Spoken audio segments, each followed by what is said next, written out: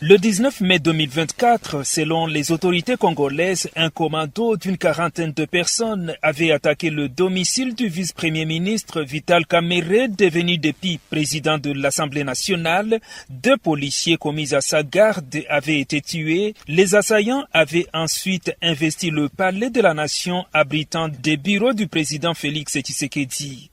L'opération avait été stoppée avec l'intervention de la garde républicaine qui avait arrêté une quarantaine de personnes et tué 4 autres dont leur chef Christian Malanga, un Congolais vivant aux États-Unis.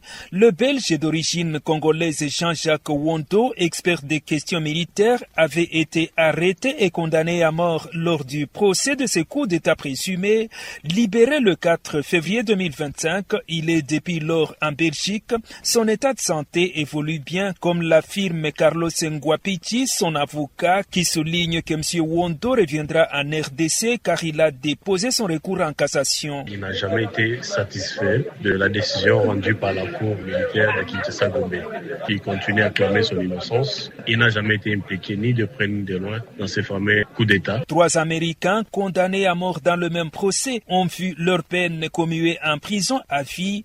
Ils ont été extradés le 8 avril vers les États-Unis où ils font face à la justice selon Sylvain Bikaï, leur avocat. Ils font face également à la justice américaine où ils sont poursuivis pour possession d'armes de guerre dans le but de renverser un gouvernement légitime. Lorsque la justice américaine pourra se prononcer, c'est à ce moment-là que l'on pourra envisager qu'est-ce que nous pouvons faire. Parmi les 33 condamnés restés à la prison d'Entolo figurent 2 étrangers, un Britannique et un Canadien. Les 37 personnes impliquées dans la tentative de coup d'État du 19 mai 2024 ont été condamnées à mort au premier degré en septembre 2024 par le tribunal militaire de Kinshasa-Gombe, une peine confirmée en appel en janvier dernier par la Cour militaire.